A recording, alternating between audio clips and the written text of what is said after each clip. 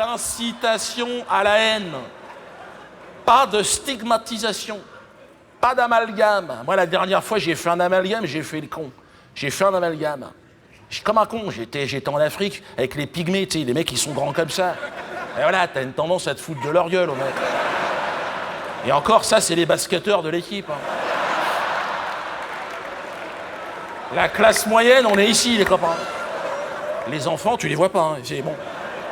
Et je suis arrivé là-bas, j'ai dit, tiens, regarde les pygmées, tu vois, en marrant, comme une baleine, et l'autre, alors, j'aurais dû dire, regarde un pygmée, suivi d'un autre pygmée, d'un troisième pygmée, bon, ça prend une semaine, mais là, au moins, tu fais pas d'amalgame. C'est les premiers habitants de la forêt équatoriale, les pygmées. Ben, je te renseigne, si ça t'intéresse pas, tu rentres chez toi. Ils sont dans la forêt depuis 100 000 ans, les mecs. Déjà, tu te dis, il y a un problème. 100 000 ans dans la forêt, il y a bien un week-end, normalement, tu te tires. Non. Franchement, j'ai discuté avec eux. Non. Aucune conversation, les mecs.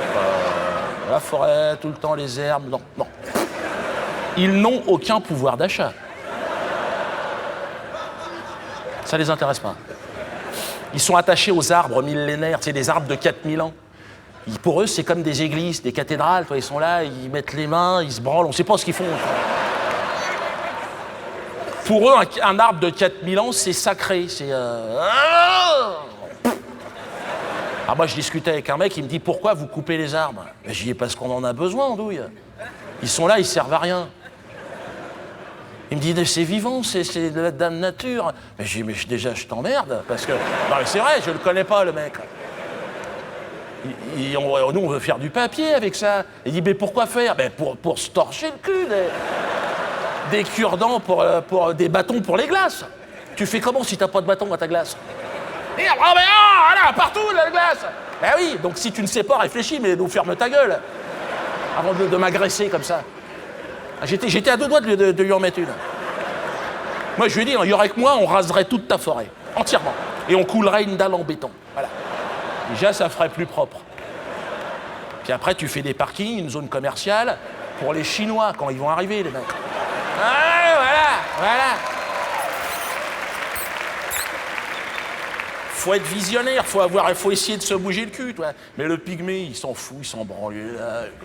Bon.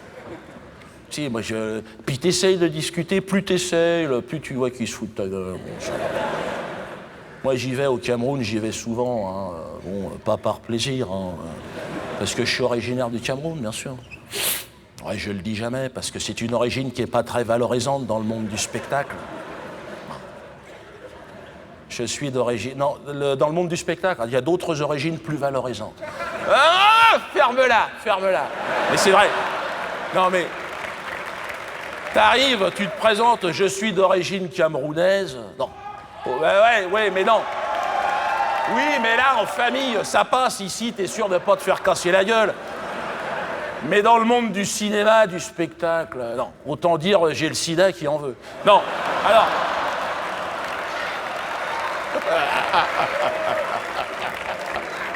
Il est pas content. Alors, mais non, mais je rigole. Et donc, non. Moi, heureusement, de toute façon, j'ai la double nationalité. Hein. J'ai le passeport camerounais. Enfin, en même temps, ça sert à rien, franchement. C'est un document, tu prends une boîte en chocolat, tu la plies en 4, t'as un passeport camerounais, franchement.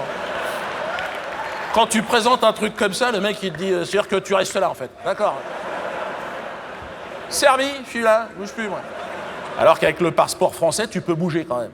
T'es mal vu, hein. Attention, depuis l'élection de Sarkozy, on est très mal vu dans le monde. Ça fait lèche-cul les Américains. Hein. Ah ouais. Le Bush, il est reparti avec le cul propre, avec Sarkozy dans le fion. Attends.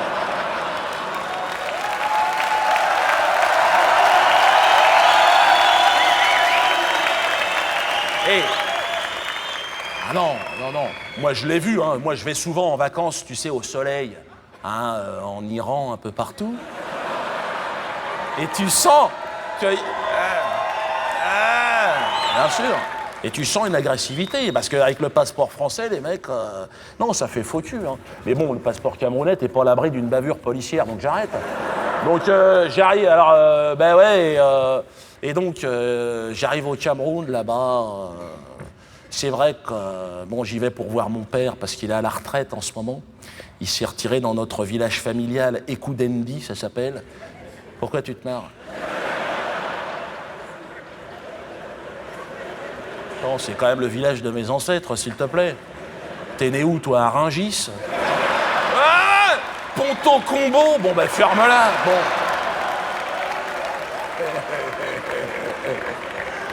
Et donc, et c'est là-bas, au fond du jardin, j'ai découvert les pygmées, en fait. Moi, je croyais que c'était des contes et légendes pour les enfants, tu vois. Tu sais, dans les dessins animés, t'as toujours un troll, une merde dans la forêt, avec une flûte. Eh ben là-bas, c'est des vrais, ils sont vivants. C'est des pygmées, ils appellent ça. Mais ils sont dégueulasses, les mecs, quoi. Ils te trimballent des bactéries du Moyen-Âge, attention. À 10 mètres, tu te grattes, j'en peux plus, je te promets. Non, puis les mecs... Hein, on peut pas les laisser mourir? Bien sûr que si. C'est ce qu'on fait, ils sont en train de mourir dans l'indifférence générale, les gars. Personne n'en a rien à foutre, ils n'ont aucun pouvoir d'achat. C'est sûr que Madoff, il les a pas baisés, hein, mais c'est... Il est bien, Madoff, j'aime bien, en fait. Et lui aussi, il en a glissé des quenelles comme il faut, hein. Les têtes couronnées, tout ça, ils s'en sont mangés, les mecs. Et, mais le pygmée, et c'est là-bas, au fond du jardin, ils sont là, ils sont... non, franchement, non, non. Tu sais, la dignité humaine voudrait même qu'on les y aide un petit peu à disparaître un peu plus vite, tu sais, en leur balançant des maladies de chez nous, comme on a fait avec les Indiens d'Amérique, hein. Moi, j'ai un pote au Canada, il m'a expliqué qu'il y en avait trop, hein. Mais non, mais ne ris pas. Il y en avait partout. Et à un moment donné, l'hiver, il leur donnait des couvertures avec le typhus à l'intérieur. Ah, l'idée est géniale, hein. C'est pas chevaleresque, mais bon, ça t'évite le corps à corps, hein. Tu sais, quand il faisait moins 40, tiens, viens là, petit nuage d'été, viens là. C'est la Croix-Rouge. Prends ça. Ah, tu vas avoir chaud, tu vas voir, ta température va monter à 60. On va t'appeler petit radiateur. Ah, ferme-la, quoi? Ah non, mais prends-en une autre pour le bébé, il y en a pour tout le monde. Ah ouais, c'est normal, l'autochtone, attends. Sous prétexte qu'il est là depuis toujours, il se croit chez lui, le mec. Moi, je vois, j'étais au Cameroun, putain, je tombe sur un pygmée, mais je suis comme toi, j'étais énervé. Le mec, il était au milieu de la route, il était là, 3 feuilles de salade, il était heureux, quoi. Ah, mais il était en train de me casser ma moyenne, je roulais comme un assassin, j'allais prendre l'apéro, moi. Il était au milieu de la route, enfin de la route. Tu sais, t'es au Cameroun, hein, il était devant. Le mec, Ah, chez moi, la route, tu te la fabriques, à un moment donné, tu vas faire ça. Ah, pourtant, il y a des budgets, bon, c'est pas où, voilà, genre... Et donc, il était là, alors je m'arrête à ça, je lui dis, qu'est-ce que tu fais là, Saladman? Il savait pas. J'ai dit, mais oui, les mecs, il est où ton pouvoir d'achat, enfin? Bouge-toi, essaye de t'intégrer, essaye de trouver un stage.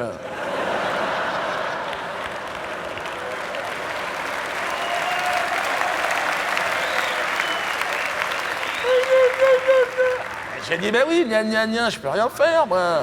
Gna, t'es marrant. Le mec n'a aucune identité, il est inscrit dans aucun registre. Quelque part, il n'existe pas, le mec. J'aurais dû rouler. Non, mais c'est vrai, non. Juridiquement, ferme-la! Juridiquement. Je sais bien que c'est un mammifère. Bon. Et je te jure, et le mec, tu sais... Mais non, mais je lui ai demandé, je lui ai dit, mais c'est quoi ta nationalité? Il sait pas, il me regarde, la forêt. Oh, je te jure, j'ai commencé à l'attaquer comme ça. Ah ouais. Attends. Je l'ai travaillé 2 fois au foie, je lui ai dit, qu'est-ce que tu fais? C'est pas un pays, la forêt, enfin. T'as pas de drapeau, t'as pas d'armée, t'as pas la bombe atomique, enfin. De quoi tu me parles, un pays? Je lui ai laissé une 2e chance. Je lui ai dit, t'as quel âge? Il savait pas. 10 ans. Oh! Je suis remonté dans la bagnole, j'ai essayé de le taper, il était plus rapide. Je suis arrivé chez mon père, il était vert, il m'a dit, je ne m'arrête même plus. Mon père ne s'arrête pas. Ah, terminé. Il m'a dit, plus jamais. Ben lui, il est nerveux, il y en a partout dans la maison. Et puis, il ramène des puces à la baraque. Tu sais, puis les puces de la forêt équatoriale, c'est un genre de kangourou, le truc. Tu manges à 4 sur le Skippy, il y en a pour tout le monde. Et si avec les puces, il y a l'hygiène, ils chient partout dans le jardin. Hein. Bon, ils posent pas des troncs de séquoia, mais ça te met de la belle galette de chiasse quand même un peu partout. Hein. Comme des gros cookies, tu sais. Tout gluant, tout vert, ben, c'est à cause de ce qu'ils bouffent. Trois feuilles de caoutchouc, la 5-6 limaces, en sortie de chaîne, t'as des chewing-gums. Hein, donc, moi, je sors le matin, toi, pieds nus, holiday nice, je suis là.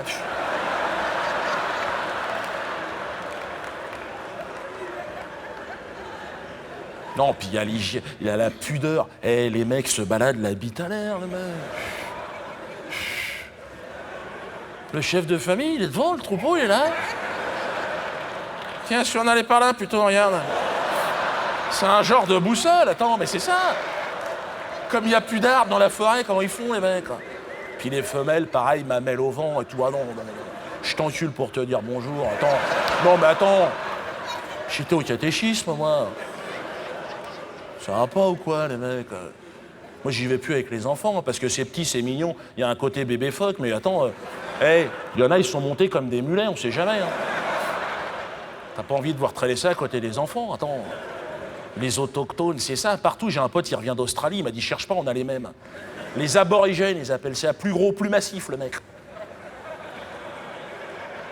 Côté coléoptère, comme ça, tu sais, tu les vois, tu les reconnais, ils sont sur les bords des routes.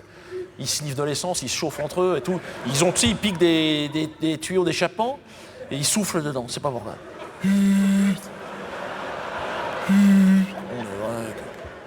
C'est quoi ton projet, toi?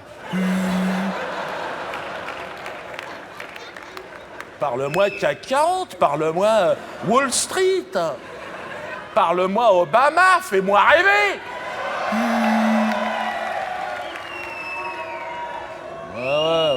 Ouais, on s'en fout, c'est fini. Mais non, mais c'est vrai que c'est terrible. Puis si t'as le malheur aujourd'hui, les autochtones, d'en dégager quelques-uns, histoire de te faire de la place, c'est fini ce temps-là. Hein. Le temps des cow-boys et tout ça, du Far West. Aujourd'hui, t'as les droits de l'homme, toute la merde là, qui te tombe sur le dos. Bon, au Cameroun, on te laisse travailler tranquillement. Franchement, t'es pas encore à emmerder avec les droits de l'homme. Ils sont pas arrivés jusque chez nous. Mais ça va pas tarder. C'est ce que je disais à mon père l'autre jour. Attention avec tes pieds jaloux, hein. Les clôtures électriques au fond du jardin pour les niquer, là, attention. Hein. Bon, pour l'instant, il les tire à l'arbalète, les pygmées. Il y a encore ce côté de Nicolas Hulot, mais je veux dire... Tiens, j'étais chez mon père il n'y a pas très longtemps. Ouais, on a mis une petite bande-son. Ouais. On s'est dit, on est au Zénith, on va se lâcher un peu. Mais arrête, Jackie, c'est de la merde, en fait. C'est une idée de merde. Et donc, j'arrive chez mon père par Air France. Hein. Parce que Cameroun Airlines, j'ai arrêté. Ben, t'arrives jamais. Tu ne pars même plus de Air France, bon, t'arrives. J'avais amené 2 bouteilles de champagne parce que mon père, il adore le champagne. Ah, et puis le champagne local, c'est un genre de Fanta citron, tu sais. Ouais, un peu tiède. Bah, tu connais le Cameroun, ouais. Donc l'autre, tu le baisses pour 2 fois. Il m'a dit non. Alors j'ai 2 petites bouteilles bien comme il faut. Hein, c'est un pote qui est de Reims qui me l'a donné. Alors, il a dit il était heureux, il était là, il était... Ah, au bout de la 2e, j'ai dit arrête papa, il commençait à trembler de la patte, tu sais. Il était ému, mais j'ai dit arrête, c'est quand même dangereux quand même, on sait jamais. Hein. Puis il est plus tout jeune. Mais c'est lui, il a pris une 3e bouteille. Il m'a dit il faut que je te fasse goûter un digestif. Ouais, j'ai dit mais on n'a pas bouffé, de quoi tu me parles, un digestif? Un truc que fabrique un voisin, mais c'est un truc d'assassin, le mec. C'est un délinquant. Non, franchement, hein. Au départ, c'est fait pour faire tourner les tronçonneuses, le truc. Avec ça, même les blancs, ils ont les cheveux qui frisent. Non, je te promets. Hein. Tout le monde est rouquin dans le quartier. Ça attaque le cuir chevelu. Non, mais c'est de l'alcool. Avec des effets hallucinogènes. Première gorgée, moi, je te promets. Hein. J'ai perdu les sourcils.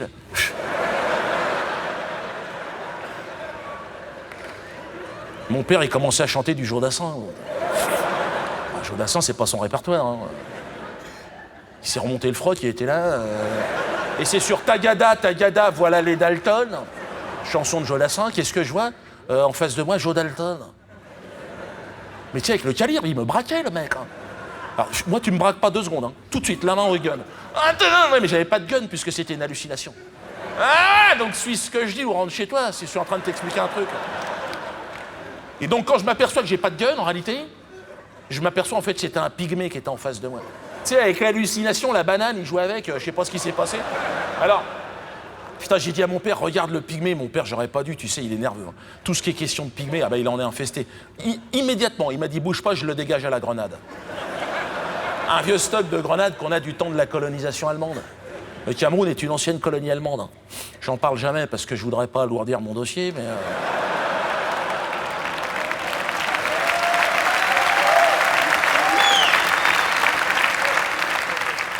Mon grand-père, ah ouais, mon grand-père, t'es fou, il était investi dans... Il parlait couramment allemand et tout. Hein. Il parlait que l'allemand, il refusait de parler le français.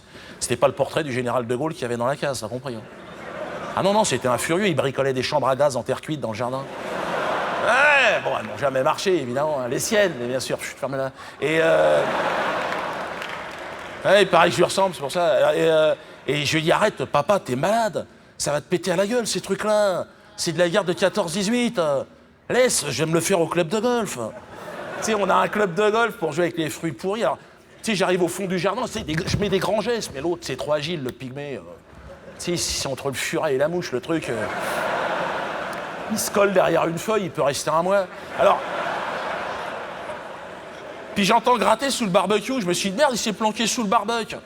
Alors, tu sais, avec la canne, je lui taquinais la truffe, comme ça. Puis j'ai dû lui toucher l'œil, quelque chose, il couinait. Puis il a sorti le bout de son blaire, là, il était là, c'était une petite femelle. Ouais, une femelle. C'est rare, loin du terrier, comme ça. Alors, puis elle me regarde, elle me dit, pas taper, l'autre. Hein. Elle bredouille quelques mots en français qu'elles ont appris sur les chantiers. Ouais, bien sûr. Hein. Quand ils ont creusé le pipeline pour dessoler tout le pétrole du Tchad, du Nigeria. Toi. Ils ont rasé la forêt sur 1 kilomètre. Ouais, pour les Américains, pour les Français, bien sûr. Hein. Ouais. Et la nuit, tu vois, pour les ouvriers, bon, ben, ils filaient quelques petites pygmées pour que les mecs se détendent un peu aussi. Hein. Mais c'est bien, pour elles, c'est un premier contact avec la civilisation aussi. Hein. Avec un peu de chance, elles peuvent même décrocher le petit job d'été avec un laboratoire pharmaceutique. Pour 100 €, ils leur inoculent n'importe quoi, la chiasse, le sida, tout ce que... Bien sûr, c'est vrai. Hein, ah, bah, faut rigoler, c'est tout ce qui nous reste, les copains. Hein. Quand t'es en Afrique, faut le sens de l'humour ou faut partir à la nage. Alors... L'autre, elle est là, elle me dit pas taper, toi. Mais bon, quelque part, c'était trop tard, son truc. Moi, j'étais en position, j'ai dit, bon, bah, tu vas être la première pygmée astronaute, terminé. Hein. T'es prêt, Houston? Houston? Puis, tu sais, je vois, en fait, elle tirait un petit paquet sous les feuillages.